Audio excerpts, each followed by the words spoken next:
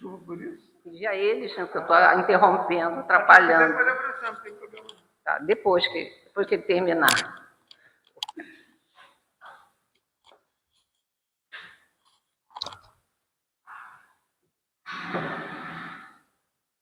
Boa noite a todos. Estão me ouvindo bem? Que Deus nos guarde, Jesus nos ilumine. Antes de eu começar, vou falar hoje para vocês um estudo simples sobre amai-vos uns aos outros.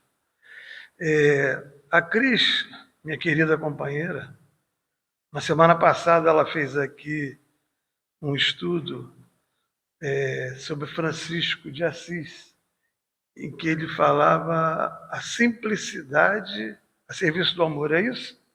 Pois é. Mas aí ela trouxe como suporte para fazer esse estudo um livro. Aliás, ela não trouxe. Era a intenção dela trazer um livro no qual ela leria aqui a página e que exemplificaria assim bem, daria cores àquilo que realmente ela estava falando acerca desse espírito magnífico, né? E aí, como eu venho falar hoje, e Francisco é a expressão do amor, é a expressão do amai-vos uns aos outros, aquele que se doava, né? A gente conhece a história dele. Eu queria convidar a Cristina, minha querida Cristina, para vir aqui na frente, trazendo o livro e lendo a página que ela ficou um pouquinho frustrada de não ter trazido para vocês. Cris?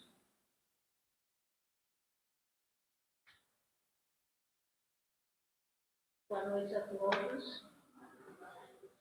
Eu vou ler uma página desse livro aqui, gente. Simplesmente Francisco, de José Carlos de Luca. Deixa eu botar óculos. Sempre isso. Deixa eu subir aqui. Não precisa fazer aquele barulhão, não. Fizeram isso aqui alto demais.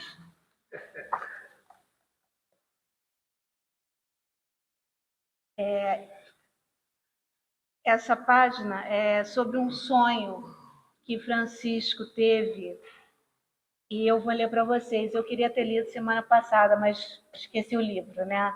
Então vou ler agora.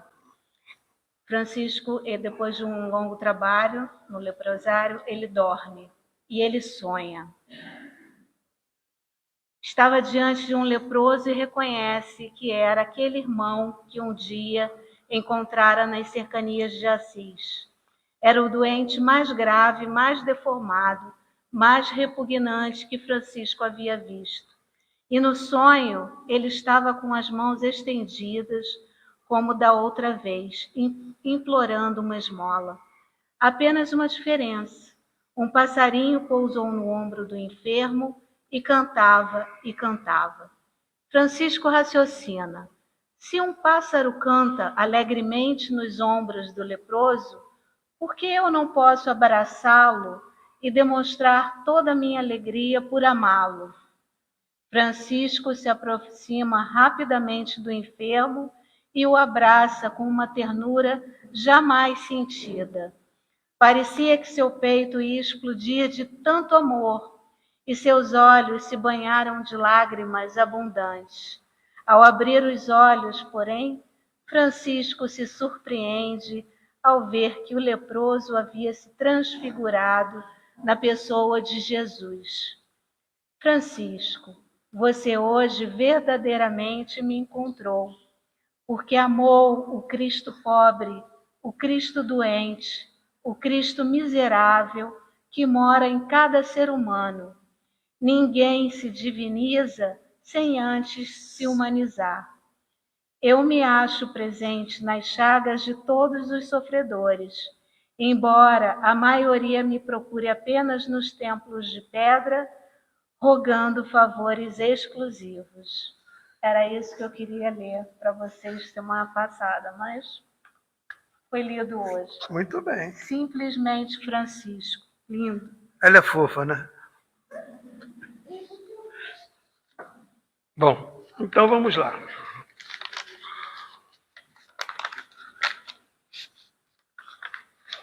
Amor, luz que não se acaba. amai-vos uns aos outros como eu vos amei. Está no Evangelho de João. A gente sempre fala, né, que Jesus veio aqui e nos exemplificou sobre o amor, Jesus veio aqui e nos falou do amor. É bem verdade que Jesus realmente aqui veio e nos exemplificou bastante sobre o amor. Mas esse sentimento amoroso, esse sentido de caridade, de solidariedade, já era uma coisa que nós já trazíamos dentro de nós em desenvolvimento. Nós sabemos que quando nós somos criados, nós trazemos em nós todas as características necessárias à nossa evolução. E com o passar do tempo, com as sucessivas reencarnações, no rumo do nosso aprimoramento, nós vamos fazendo com que tudo isso possa transbordar de nós, nós possamos nos tornar criaturas cada vez melhores. Agora, muitos séculos antes de Cristo, né, já se ensinava no mundo essa chamada regra áurea, a regra do amor. Eu te amo, você me ama, nós nos amamos na perfeição absoluta do seu significado, né? Os gregos, muito antes de Jesus, né, diziam: não façais ao próximo o que não desejais receber dele. Ou ainda os hebreus: o que não quiserdes para vós, não desejais para o próximo. Com o mestre, todavia, a regra áurea é a novidade divina, porquanto veio exemplificada, né? Jesus ensinou pela exemplificação todas as qualidades do amor, né, da solitude, da solidariedade, né, da compreensão, né? Ele veio e nos trouxe, vamos dizer assim, fisicamente, essa demonstração de amor. Por que é que eu digo que isso já vinha lá dentro de nós, muito antes da vinda de Jesus? Porque nós sabemos que é como uma semente. Quando nós plantamos uma semente, primeiro nós precisamos preparar o solo, depois nós precisamos semeá-la, precisamos regá-la, cuidá-la para que ela possa florescer, né? Se não tiver condições adequadas, ela não floresce. Então, o amor, esse sentimento ímpar, não é um sentimento que possa ser incrustado no peito de ninguém por outra pessoa. É algo que germina, que brota dentro de nós e faz com que nós possamos ter essa compreensão acerca da vida e das nossas relações interpessoais. Toda a riqueza futura dependerá do labor atual, porque granjeamos muito mais do que os bens terrenos, né? Alcançando assim a nossa elevação gloriosa. Nós sabemos que os bens terrenos são necessários à nossa subsistência, mas o patrimônio moral, esse é importante para a nossa elevação, para o rumo que a gente pretende dar na nossa vida. Nós somos seres criados para evoluir. Nenhum de nós foi criado para viver estacionados. Quando rogamos a Deus que nos abençoe, é preciso que nos conciliemos a cada manhã com todos e com todas as coisas, agradecendo as dádivas ou lições que nos são ofertadas. Nós precisamos ter essa remissão acerca de todos os fatos que envolvem o nosso cotidiano, né? Esse sentimento amoroso, ele não cai do céu, a gente acha na esquina ou num sorteio qualquer. Não.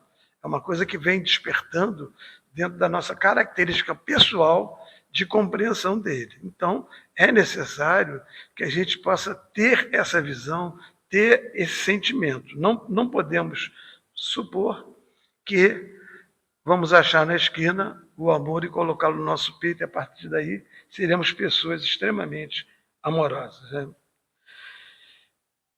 Por vezes suplicamos o auxílio do Senhor na sustentação da nossa paz. Contudo, é importante não sonegarmos o amparo para que haja sustentação na paz do outro. Ou seja, nós queremos a paz, queremos viver em paz, queremos ser amados, mas nós transmitimos paz aos nossos semelhantes, nós damos suporte aos nossos semelhantes para que eles possam ser felizes, para que eles possam, a seu turno, buscar entender e desenvolver dentro de si o amor, a fraternidade, todos esses sentimentos nobres que nos fazem evoluir?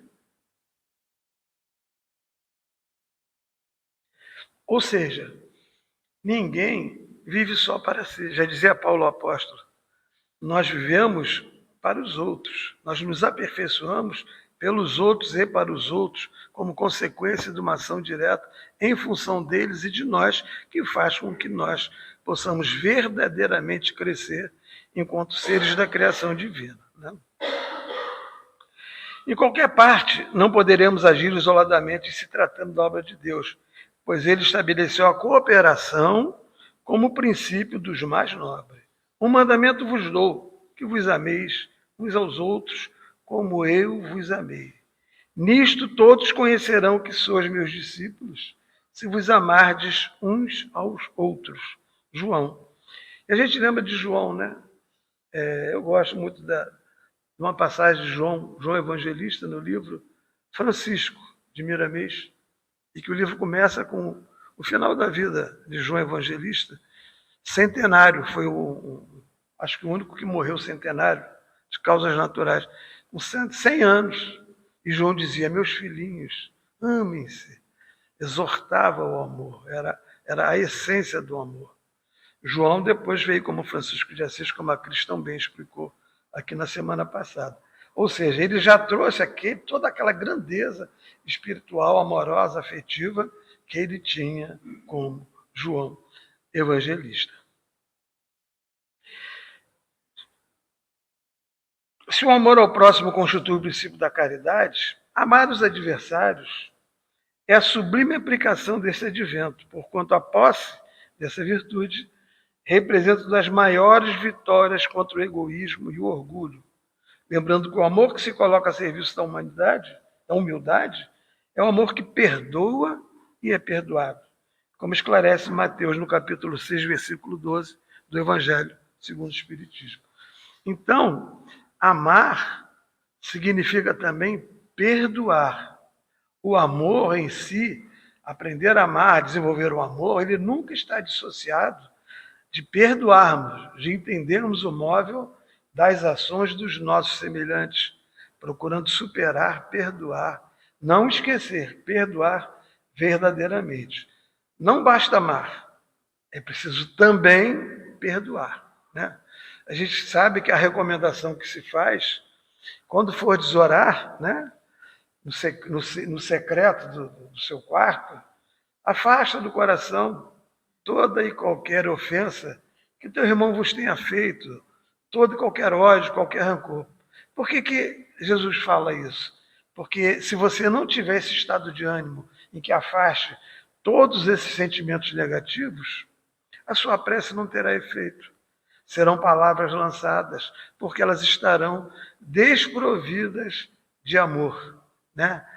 Se você não perdoa, se você tem ressentimento, você não é capaz de fazer uma prece que eleve, que traga sublimidade e que tenha algum efeito prático em relação àquele e por quem você ora.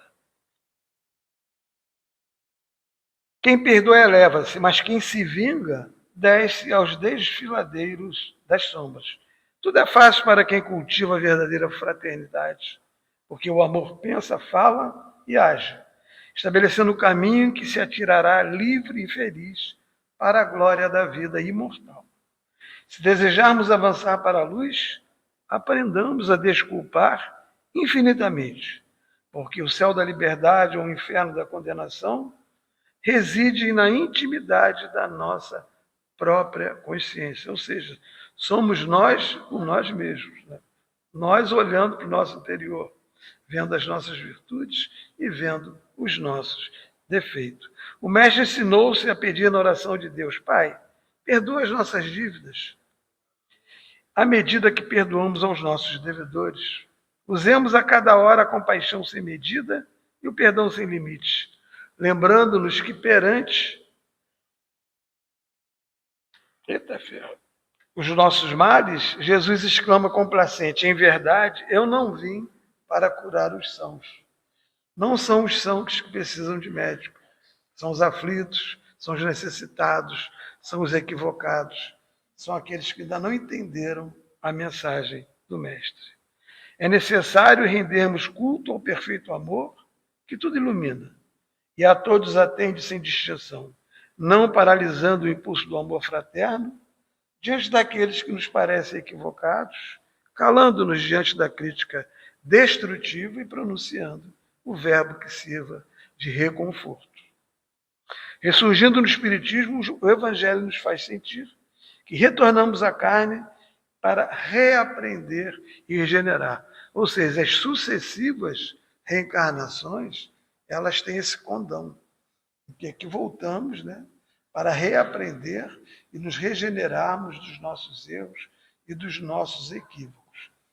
A gente sabe que tantas quantas serão necessárias nesse processo, enquanto tivermos em nosso interior sentimentos divorciados do amor, da fraternidade, da solidariedade, sentimentos contrários à moral evangélica, à moral que Jesus tanto nos recomenda.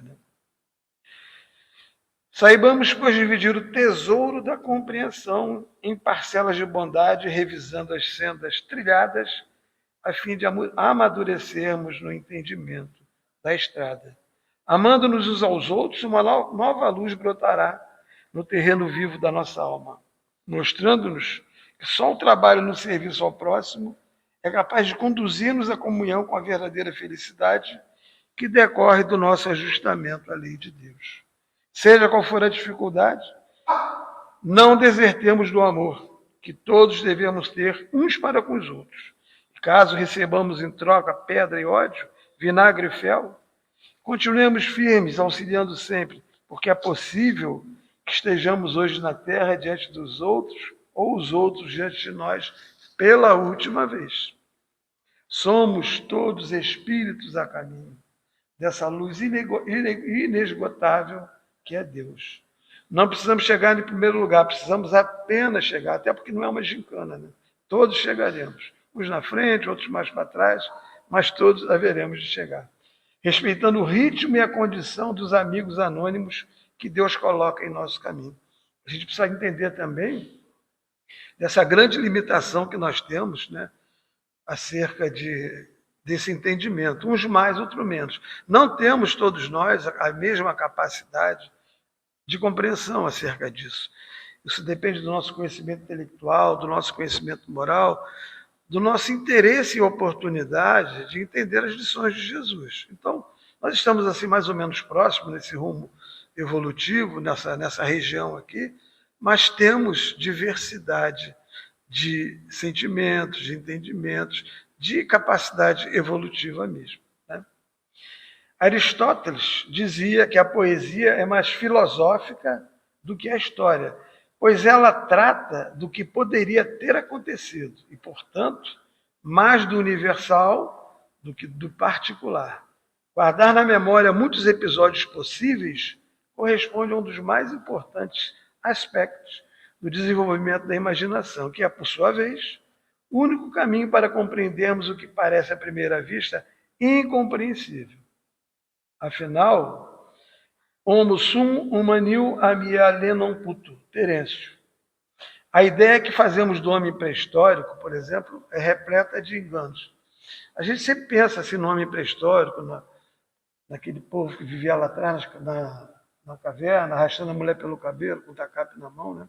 A gente sempre tem uma ideia assim, de seres embrutecidos, desprovidos de qualquer sentimento de solidariedade, de qualquer sentimento de caridade, de auxílio, e etc. e tal. Mas, para minha surpresa, quando eu comecei aqui a pesquisar para fazer esse estudo, eu me deparei assim, com algumas questões muito interessantes. Então, eu descobri, por exemplo, que na arqueologia existem técnicas modernas, que elas são capazes de revisar aqueles fósseis antigos com precisão. E eles nos demonstram que eles não teriam sido assim tão selvagens, cruéis, tão incapazes de sentimentos elevados como nós imaginamos. Ao contrário, eles podem ter demonstrado compaixão pelos seus semelhantes.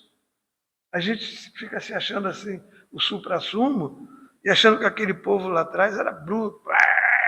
Mas, na verdade, não. Os estudos realizados nesse sentido, com toda essa base científica que nós temos hoje, com todo cuidado, nos demonstram que não, que nós estamos enganados nessa análise tão primária de que o bruto era o bruto, certo?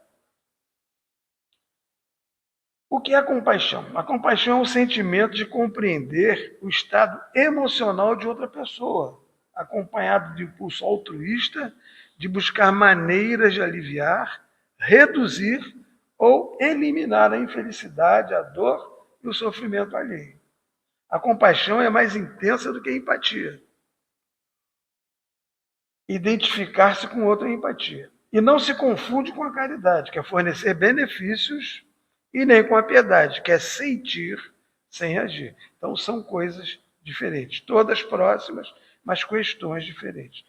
A compaixão distingue-se pela sua duração e intensidade, pelo desejo de agir e cuidar para remediar o sofrimento do outro.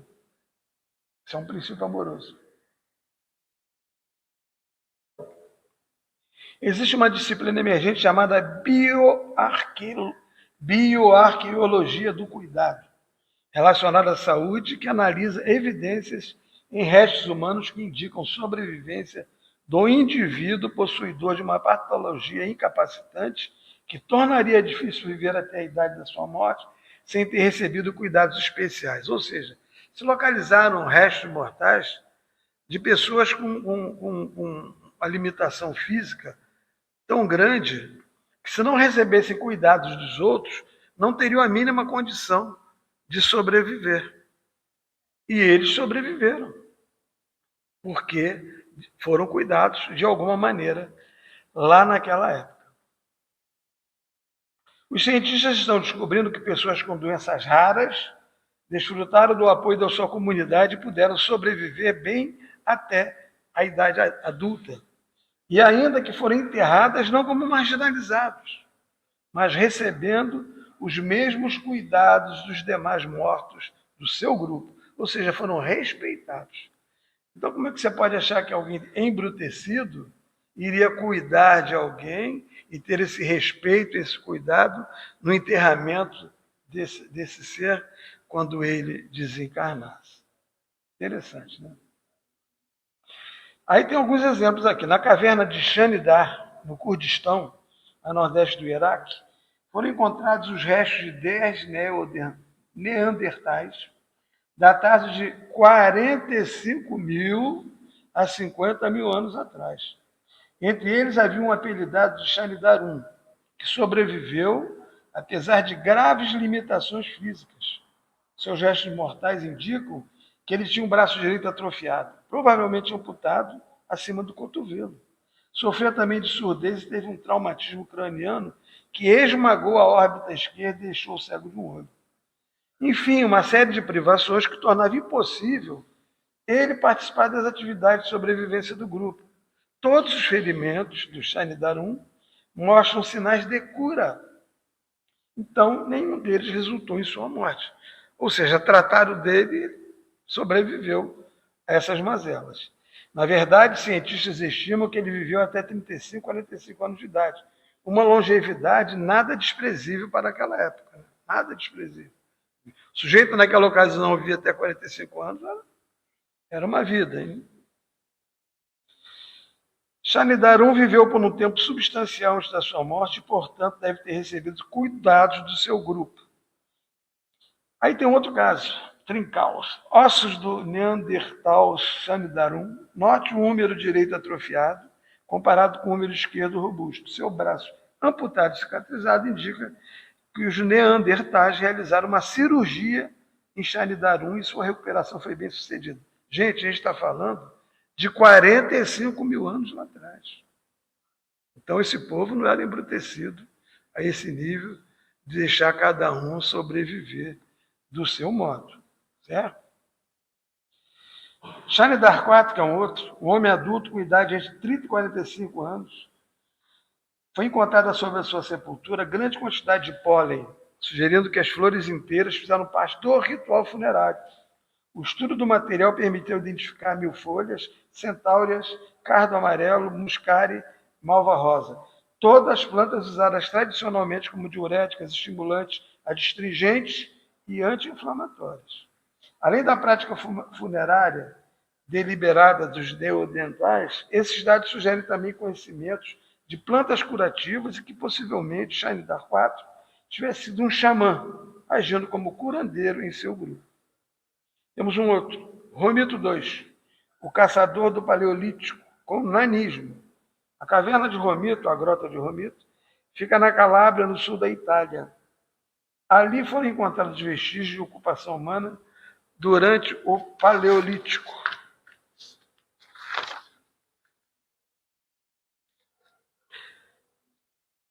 É isso mesmo? Tá certo, tá certo. Isso foi superior a 17 mil anos atrás. E o Neolítico foi 6.400 anos atrás. Entre os restos humanos está de Romito II, provavelmente homem, que entre 17 e 20 anos, datando cerca de 12.000 AP, e representa o primeiro caso conhecido de nanismo, esqueleto, braço esquerdo e crânio de Romito. O indivíduo com nanismo de Paleolítico. Suas pernas curtas não poderiam acompanhar a tribo nômade de caçadores-coletores que vivia em uma região montanhosa no sul da Itália. Além disso, ele também teria reduzido a capacidade para apanhar, segurar, manipular objetos. Mesmo com tantas dificuldades, Romito II não foi deixado para trás. Ele foi alimentado, limpo, vestido, aquecido, carregado nas caminhadas em terrenos mais difíceis. Suas necessidades foram atendidas até a sua morte, com 17, 20 anos. Bebês pré-históricos com síndrome de Down também foram encontrados. Foi diagnosticado um bebê pré-histórico com síndrome de Down de 5.500 anos no oeste da Irlanda. Os ossos do menino de 6 meses continham quantidades incomumente altas de DNA do cromossomo 21. Um outro esqueleto identificado como Lazo 19, também feminino, de 12 a 16 meses de idade, foi enterrado em uma pequena sepultura na ilha da Egina, na Grécia. Estava usando um colar feito de 93 contas, pasta de vidro, falança e cornalina, de diferentes cores e tamanhos. Já mais recente, foi encontrado enterrado em um caixão de madeira sob a atual Senat Square, em Helsinki. Anteriormente, o cemitério da igreja na Finlândia. Seu traje funerário continha alfinetes de bronze, flores decorativas, e vai por aí fora. Temos vários outros exemplos aqui de que o pessoal, ele não estava assim, nesse estado de bruto que a gente imagina. E a gente fica falando que Jesus, há 2025 anos atrás, veio nos falar do amor. Na verdade, já se falava do amor há muito tempo. Há muito tempo se falava para nós. O Homo sapiens, ele surgiu na África entre 300 mil e 200 mil anos atrás. E se dispersou pelos demais continentes do Velho Mundo, chegando à Oceania e à América em torno de 50 a 40 mil anos antes do presente. Vocês vejam que há muito tempo. Então é impossível que somente com a vinda de Jesus a gente tivesse ouvido falar verdadeiramente do amor em sua essência. Nós tínhamos essa condição latente em cada um de nós, né? Porque a gente ainda não compreendia bem como é que isso funcionava. A raça adâmica, né, que a gente espírita sabe da raça adâmica, a gente sabe que a raça adâmica foi uma raça trazida da constelação de Cocheiro, que veio para cá cumprir etapas da sua reencarnação, nos trazendo o conhecimento tecnológico que já possuíam e também aquilo que eles já haviam adquirido no campo dos sentimentos, do amor, da solidariedade, da fraternidade. Embora imperfeitos, nós éramos mais imperfeitos do que eles. Então, eles vieram nos trazer isso aí. Tem 6.000 anos que as raças adâmicas aqui estiveram. Né? 6.000 anos. Né? Segundo Emmanuel, no livro A Caminho da Luz, capítulo 3, as raças adâmicas terrenas são um conjunto de seres decaídos e degradados que foram recebidos amorosamente por Jesus há muitos milênios, de acordo com os ensinos dos espíritos.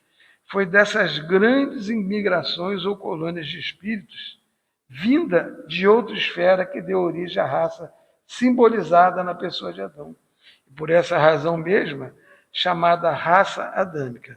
A raça adâmica é um grupo de espíritos evoluídos que migraram para a Terra há cerca de 6.000 anos para impulsionar o progresso intelectual e moral da humanidade.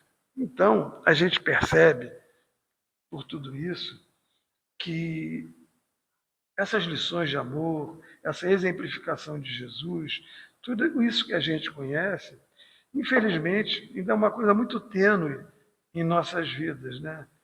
Porque a gente ainda rotula nossos ancestrais de uma maneira equivocada. Não procuramos ter um olhar acerca do que eles compreendiam, do que eles realmente poderiam oferecer naquele momento aos seus semelhantes, né? O amor, na acepção da sua palavra, o amai-vos uns aos outros, né? E que aí se inclui essa ideia do perdão, é um conjunto de situações, mas que passa principalmente pelo conhece-te a ti mesmo, né? Nós precisamos nos conhecer para poder entender o sentido do amor, o sentido da solidariedade. Senão fica aquela coisa solta, que a gente ouviu falar assim, que caminha do nosso lado, mas que não entrou em cada um de nós. Então nós precisamos conhecer qual a potencialidade que nós temos acerca do amor, da fraternidade, da solidariedade. O que nós fazemos por nós mesmos, no sentido de nos aperfeiçoarmos, de buscarmos realmente o âmago dessa questão tão tormentosa, né? A gente chama de bárbaros essas pessoas que viviam lá naquela época na caverna, e a gente percebe aqui que eram seres que tinham solidariedade uns com os outros. Levavam o outro para caçar, o cara não podia andar, carregavam nas costas das trilhas. Deram enterro digno a cada um deles, né? Essas pessoas tinham latente em si essa questão amorosa, né? Eu acho que muito mais brutos, né, somos nós hoje, né? A gente fica vendo aí o teatro, o teatrinho da guerra, né? Joga bomba aqui, joga bomba aqui, joga bomba acolá, e ficamos todos pensando aquele povo sofrido, né? Que o povo é que sofre, né? Os líderes, eles ficam nos seus gabinetes refrigerados, mas o povo é quem sofre. Quem passa fome é o povo. Quem não tem o que comer, não tem o que beber, não tem cuidado médico, é o povo. E a gente vê, esses são os verdadeiros brutos, que fomentam a guerra para vender armas. O dinheiro que se emprega em arma e munição nesse mundo aplacaria a fome de todos. Viveríamos num mundo sem fome, se toda essa fortuna que se gasta em guerras fosse aplicada amorosamente em prol de todos, né? Mas o teatrinho da guerra prossegue. O fanfarrão lá americano, bilionário, comodamente mandando jogar bomba, que cada bomba que ele joga é uma fortuna, que a indústria bélica americana está faturando. Gente, não se trata aqui de um discurso político, não, pelo amor de Deus. Se trata de uma constatação de como nós somos equivocados na condução das nossas vidas. Porque há gente, inclusive, que bate palma para esse tipo de situação. Isso não é um pensamento cristão, isso não é um pensamento amoroso, isso não é um pensamento de alguém que busca verdadeiramente compreender as lições de Jesus. Eu, há um tempo atrás, né, eu fiz um estudo aqui, eu falei sobre preconceito, né? Eu me lembrei, hoje estava finalizando aqui o estudo, me lembrei dessa temática, né? Eu me lembro que naquele estudo, eu falei sobre 3 exemplos, né? Um deles era um goleiro de futebol, que ele era conhecido como Aranha. E aí um dia chamaram ele de macaco, ele ficou revoltado. Tudo bem, compreensível, né? Ninguém quer ser ofendido, né? Mas ele gostava de se chamar de Aranha, porque um dos maiores goleiros do mundo era um russo, chamado Lev Yashin. Era conhecido como Aranha Negra, porque ele parecia que tinha 500 braços, a bola não entrava no gol dele de maneira nenhuma, né? O segundo exemplo, eu falo assim, de alguém que foi um herói nacional. Um herói nacional. Esse herói nacional, ele era um oficial da Força Aérea Brasileira. Ele trabalhava no Paraçar. O Paraçar era um grupo especial da aeronáutica destinado a salvamentos. A missão era salvar, ajudar, resgate, aquela coisa toda. Era alguém empenhado empenhado mesmo em auxiliar aquelas pessoas que se encontravam em grandes dificuldades, né? Aliás, um parênteses, esse episódio triste que aconteceu lá da menina na Indonésia, vocês viram, o guia ficou lá segurando o corpo dela, depois que localizou, para o corpo não escorregar mais. Ele ficou conduído, ele se envolveu com aquilo e ficou segurando o corpo para que o corpo não caísse. É esse tipo de amor, de solidariedade que a gente precisa pensar e vivenciar. Pois bem, esse capitão da aeronáutica, ele era conhecido como Sérgio Macaco. Naquela ocasião, não tinha essa questão toda que a gente tem hoje, ninguém se ofendia por isso, etc. E tal. Não que seja correto, apenas estou fazendo aqui a ressalva. E vivia-se naquela ocasião o regime militar, né? Então ele recebeu uma ordem do superior dele, que era um brigadeiro Burnier. Ordenou a ele que ele colocasse algumas bombas no gasômetro. Quando existiu o gasômetro ali em frente à rodoviária, que ele colocasse as bombas lá, que explodisse as bombas, para colocar a culpa naqueles opositores do regime. O capitão Sérgio se recusou. Ele falou, eu não vou fazer isso. Não vou fazer. Se recusou a cumprir a ordem. Ele foi preso, processado, perdeu a patente. Sabe por que ele não cumpriu a ordem? Que ele chegou à conclusão que se ele colocasse aquela bomba lá, mais de 10 mil pessoas perderiam a vida ou ficariam feridos. Ele se importou, a despeito de ter sido humilhado, perder patente, ter sido preso, mas ele não cumpriu a ordem. Firmeza de caráter. Mais tarde, o capitão Sérgio foi reconduzido ao posto, ele entrou na justiça e reconduziram ele ao posto. Aí sugeriram a ele que ele requeresse a anistia. Ele falou, não vou requerer anistia porque nada fiz de errado. Não cometi crime nenhum para ser anistiado. E não requereu. É alguém que se importou. Seria sido muito mais prático para ele ter colocado a bomba lá. Foi a ordem, estava cumprindo a ordem, mas ele se importou. Ele não deixou que as pessoas sofressem aquela violência que se pretendia fazer naquele momento. Para mim, é um herói nacional. Ele já desencarnou há algum tempo, mas uma atitude digna, ímpar, né, de alguém que sabe o que é realmente solidariedade, preocupação com o próximo, né, responsabilidade com os nossos semelhantes. E o outro exemplo, né, o terceiro exemplo, né, é sobre Samuel Hahnemann. Samuel Hahnemann foi o pai da homeopatia, né? Ele descobriu uma coisa muito interessante, em que ele tratava as moléstias com o semelhante, o princípio homeopático, né? Você curava o semelhante com o próprio semelhante da doença. Ele sintetizava, botava não sei lá que potência lá, e você tomava aquele medicamento, você conseguia se recuperar, né? Mas aquilo não foi muito avante. Ele não morava em Paris, não foi muito avante. Ele ficou lá vivendo a vida dele, já com 80 anos, né? Já estava com o pijama riscadinho, né? Esperando o bonde passar para ir embora. Estava lá na casa dele. Aí foi procurado por uma jovem francesa, o nome dela era Mélanie Goyer, né? Ela tinha 34 anos de idade. 34 anos de idade. E ela foi procurada para se tratar, alguma coisa assim. E se apaixona por ele se apaixona por ela, apesar de toda aquela imensa diferença de idade. Eles se casam e ela o convence a ir para Paris, onde ela era muito bem relacionada na Sociedade Científica de Paris, era muito conhecida. E ele vai a Paris, ele expõe a sua teoria, o seu trabalho lá na academia, e as pessoas ficam encantadas com a descoberta dele e dão, assim, a maior força para ele, e aí a homeopatia, ela anda, vamos dizer assim, aí ela tem aquele traço de crescer realmente. Eles ficaram juntos 8 anos. aos 88 anos, ele desencarnou. Ela continuou o trabalho dele. Ela ficou tão encantada que ela continuou o trabalho dele.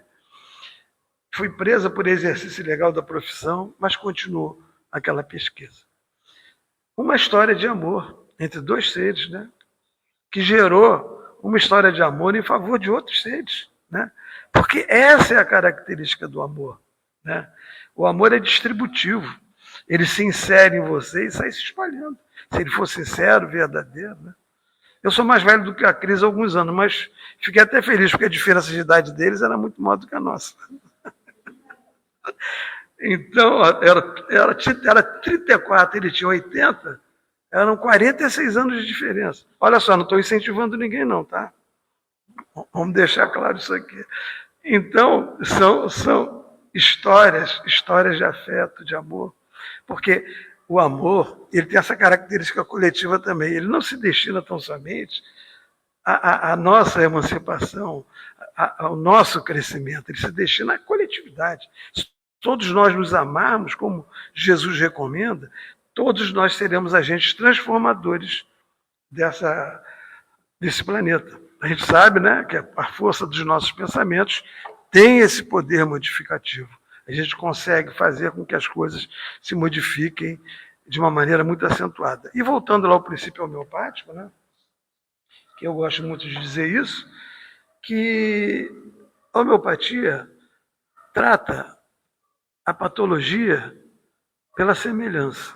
E nós nos curamos pelos nossos semelhantes, no convívio diário. É quando nós aparamos as nossas diferenças, é quando nós entendemos que devemos compreender, que devemos perdoar, que devemos ser amorosos uns com os outros. Então, o semelhante, ele nos cura das nossas mazelas, porque o semelhante muitas vezes é o espelho sobre o qual nós vemos refletidos as nossas malquerenças, os nossos mal-estares, a nossa má colocação sobre aspectos da vida. Então, amai-vos uns aos outros engloba o se autoconhecer, conhece a ti mesmo, né? Saber, evidentemente, do que se trata isso, buscar esse limite de compreensão que todos nós devemos ter acerca dessa relação interpessoal entre todos, né? Vivenciar, né? Vivenciar o amor em sua plenitude, porque são formas que nós vamos nos aprimorando. Ninguém aqui vai ter a pretensão, acredito eu, de que amanhã a gente já esteja evoluindo e amando profundamente o nosso semelhante. Não é isso, não. Eu mesmo estou longe disso, sou sincero para vocês. Meu amor ainda é seletivo. Mas estou buscando que não seja, né? Estou buscando que ele não seja, que ele possa se modificar. Então tenhamos paciência, possamos nos autoconhecer, mas que tenhamos paciência com o nosso proceder, que possamos decodificar cada procedimento, cada pensamento que nós tenhamos em relação uns aos outros, né? Porque nós estamos verdadeiramente no mesmo barco, no mesmo rumo, no mesmo caminho. E já estamos nesse processo há mais de 200 mil anos, desde que as primeiras civilizações para que vieram, desde que as raças adâmicas vieram há 6.000 anos aqui na Terra. Nós precisamos fortalecer em nós essa convicção. E é claro que isso tem uma característica de não ser obrigatório. Nada disso é obrigatório. É uma questão de interesse, de conveniência de cada um de nós buscar esse caminho para nos emanciparmos moralmente, consequentemente, nos tornarmos pessoas mais felizes. Então, meus irmãos, acho que eu já perturbei vocês demais. Amai-vos uns aos outros, né? Como Jesus recomenda. Vamos procurar entender o nosso semelhante, vamos procurar entender as razões que o inserem naquele momento, naquela situação que te causa tanto dissabor, tanto desgosto, que te aborrece tanto. Que possamos olhar esse irmão com suas consequências que nos incomodam como o nosso passado diante de nós. Como uma atitude que nós já tivemos muitas vezes e que também causamos dor, angústia, sofrimento para alguém. A solução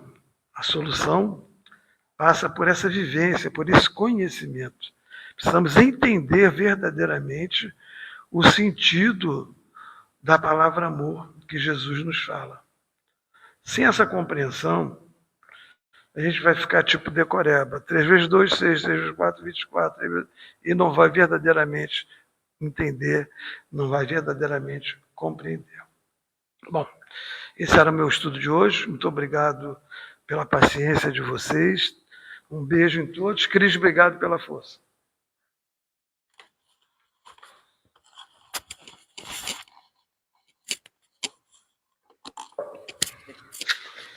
Agradecemos ao Paulo pela exposição e vamos exercitar o amor, né, pessoal? Um pouquinho a cada dia, vai chegar um momento que a gente vai estar amando como o mestre nos recomendou, né? Nós vamos passar então para a segunda parte da nossa tarefa da noite, que são os passes. A gente pede para os nossos companheiros trabalhadores do